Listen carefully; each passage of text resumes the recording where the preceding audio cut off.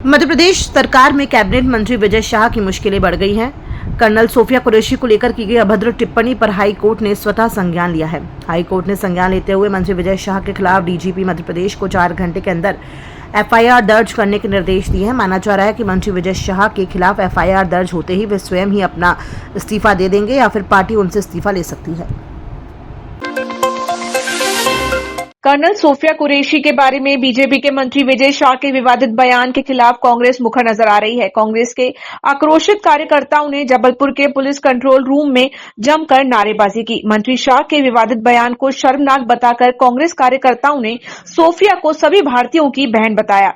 ओमती थाने में आवेदन देकर कांग्रेस कार्यकर्ताओं ने मंत्री विजय शाह के खिलाफ एफआईआर दर्ज कर शाह को गिरफ्तार करने की मांग की। आज हमने देखा कि विरोध प्रदर्शन किया है, एफआईआर हो पाई। देखिए, भारतीय जनता पार्टी सरकार का एक जाहिल मंत्री ने जो बयान दिया है, आज उसके खिलाफ एफआईआर दर्ज करने हम लोग यहाँ पर आए।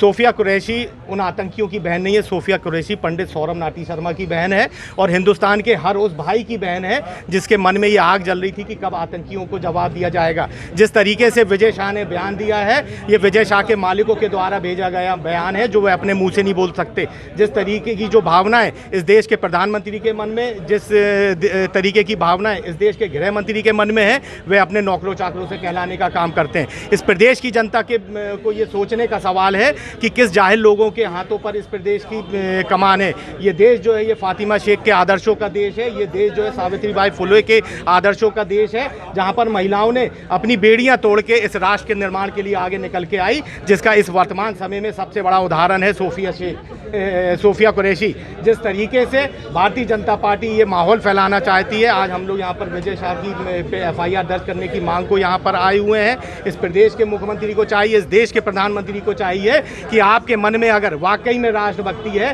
तो इस तरीके के सांप्रदायिक सोच फैलाने वालों के खिलाफ आप कार्रवाई करें। भारतीय जनता पार्टी के जितने भी मंत्रियों के द्वारा ऐसे बयान दिए जाते हैं उनको पुरस्कृत किया जाता है। विजय शाह अगर निरंतर मंत्री बने हैं तो सिर्फ इस तरीके के बयानों के कारण बने हुए हैं, उनकी कोई योग्यता नहीं है। इस प्रदेश का मुख्यमंत्री, इस देश का प्रधानमंत्री इस बात को प्रोत्साहित करता है कि उनके नेता, उनके जनप्रतिनिधि इस तरीके के बयान दें और उनको वे पुरस्कृत करते रहते हैं। लेकिन हम संविधान को मानने वाले लोग हैं, हम लोकतंत्र को मानने वाले लोग हैं, हम धर्मनिरपेक्ष सोच के व्यक्ति हैं। जो हमको हमारा संविधान बोलता है कि ये राष्ट्र धर्मनिरपेक्षता के रास्ते पे चलेगा। उस संविधान के तहत हम लोग यहाँ पर विजय शाह की एफआईआर की मांग को लेकर यहाँ पर आए हैं। हमारी एफआईआर यहाँ पर दर्ज करी जा रही है और यहाँ समूचा कांग्रेस परिवार मौजूद है। इस्तीफे की भी मांग कर रहे हैं। स्वाभाविक बात है, इस्तीफे की मांग हो, संविधान के तौर पे उस पर एफआईआर भी दर्ज हो, उसको जेल भी भेजा जाए। और आपके माध्यम से पूरे मध्य प्रदेश की आवाम से मैं अपील करना चाहता हूं, इस जाहिल मंत्री की सोच को आप सोचें और ये सोचिए कि उस जाहिल मंत्री की क्या सोच है और वो इस प्रदेश को किस ओर ले जाना चाह रहा है। मध्य प्रदेश के मंदिरों में पुजारियों की नियुक्ति से जुड़ी एक जनहित याचिका के मामले में मध्य प्रदेश हाई कोर्ट ने संबंधित पक्षों को जवाब प्रस्तुत करने 4 सप्ताह का समय दिया है। मामले की अगली सुनवाई 24 जून नियत की गई है। गौरतलब है कि मध्य प्रदेश सरकार द्वारा मध्य प्रदेश के लगभग 350 से अधिक मंदिर और स्मारकों को अधिसूचित करके अपनी निगरानी में लिया गया है। मध्य प्रदेश सरकार ने 2019 में इन मंदिरों में पुजारियों की नियुक्ति करने से संबंधित कानून बनाया है। इस बारे में विधेयक भी पारित किया गया है। इस मामले को लेकर जनहित याचिका दायर की गई है जिसमें कानूनों को चुनौती दी गई है। मध्य प्रदेश के लगभग 350 से अधिक मंदिर और जो स्मारक हैं, मंदिरों से संबद्ध हैं, उन सबको अधिसूचित करके और अपनी निगरानी में लिया और इन सभी में पुजारियों की नियुक्ति करने से संबंधित 2019 में मध्य प्रदेश सरकार ने कानून बनाया है और धर्मस्व मंत्रालय द्वारा इसका विधेयक भी पारित किया गया है। संपूर्ण विधेयक और कानून को अध्ययन करने के बाद ये सामने आया कि इसमें मेरिट के आधार पर किसी भी पुजारी की नियुक्ति नहीं है, बल्कि जाति आधारित पुजारियों की नियुक्ति उसमें की जाना है। तो इस मामले को लेकर के जो मध्य प्रदेश कर्मचारी संघ है अजाक्स, इन्होंने मुख्यमंत्री सहित समस्त अधिकारियों को रिप्रेजेंटेशन दिए और उन्होंने मांग की कि राजकोष से इसमें धन डिस्बर्स हो रहा है सैलरी के नाम पर, तो इसमें सभी जाति वर्गों के लिए अवसर दिया जाना चाहिए। ऐसी संविधान की भावना है और रिजर्वेशन एक्ट में बोलता है। इस मामले को लेकर के जनहित याचिका दायर की गई और उस याचिका में मध्य प्रदेश सरकार के 2 कानूनों को चुनौती दी गई। एक 2019 में इन्होंने परिपत्र जारी किया, सर्कुलर जारी किया, उसको चुनौती दी गई और धर्मस्व मंत्रालय द्वारा जो विधेयक जारी किया उसको भी चुनौती दी गई। इस याचिका की माननीय न्यायालय द्वारा सुनवाई करते हुए और प्रथम दृष्टया पाया कि ये जो कानून है ये संविधान के अनुच्छेद 14, 15 और 16 के प्रावधानों से अगेंस्ट है और ये भेदभाव पैदा करता है। और जो पुजारियों की नियुक्ति है ये नियुक्ति जो है जाति आधारित नियुक्ति है। तो इस मामले को लेकर के बड़ी गंभीरता से मामले को लिया और राज्य शासन को इसमें जवाब पेश करने के लिए 4 हफ्ते का समय दिया गया है और इसकी सुनवाई 24/6 में नियत की।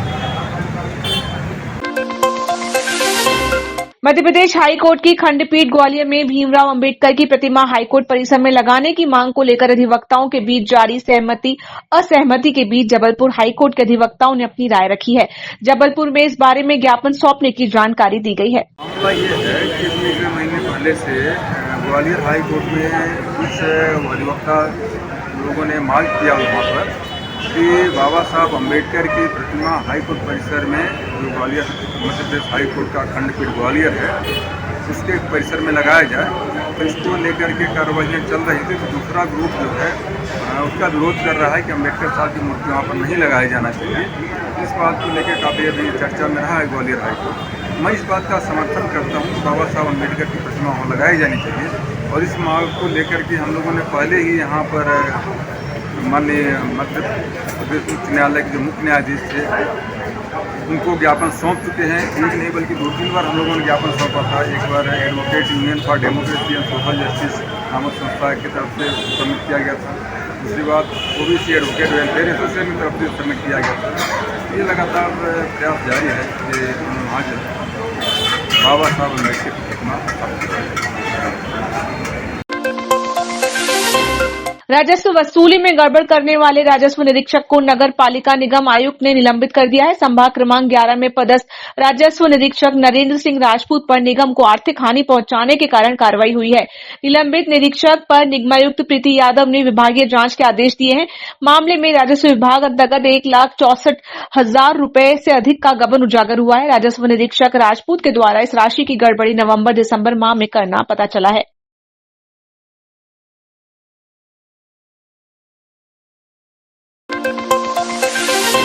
मध्य प्रदेश की संस्कार धानी जबलपुर में आचार्य कुंद दिगंबर जैन वीतराग विज्ञान मंडल एवं जैन युवा फेडरेशन ने बच्चों में नैतिक शिक्षा का बीजारोपण किया। ग्रीन वैली पब्लिक स्कूल में 6 मई से 13 मई तक पूरे प्रदेश से आए विद्यार्थियों को सम्यक ज्ञान के महायज्ञ में संस्कारित किया गया। फेडरेशन के प्रांतीय मीडिया प्रभारी दीपक राज जैन ने बताया कि 13 मई को रंगारंग सांस्कृतिक कार्यक्रमों के साथ कार्यक्रम का समापन हुआ। शिविर की बालिकाओं ने सुंदर मंगलाचरण से कार्यक्रम की शुरुआत की। समारोह में मुख्य अतिथि रानी दुर्गावती विश्वविद्यालय जबलपुर के कुलगुरु राजेश वर्मा रहे। उन्होंने आयोजन की सराहना कर वर्तमान परिदृश्य में नैतिक संस्कारों को अति महत्वपूर्ण बताया। राजेंद्र कुमार जैन एवं मंडल अध्यक्ष अशोक जैन ने कार्यक्रम में नैतिक संस्कारों पर प्रकाश डाला। सफल आयोजन के लिए अध्यक्ष संजय जैन ने सभी के प्रति आभार व्यक्त किया।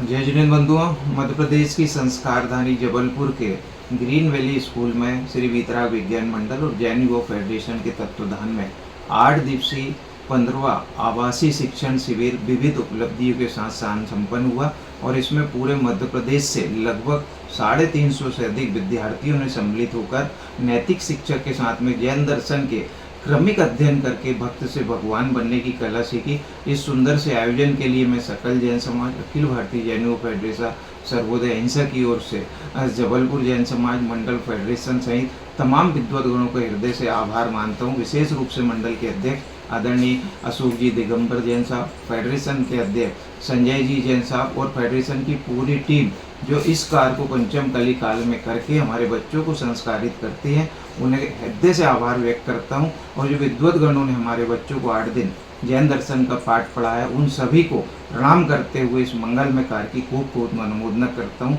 विशेष रूप से आपके चैनल का हृदय से धन्यवाद जो जिन शासन की मंगल प्रभावना में हमें हमेशा साथ देते। पुनः इस शुभ कार्य की बहुत बहुत अनुमोदना। धन्यवाद।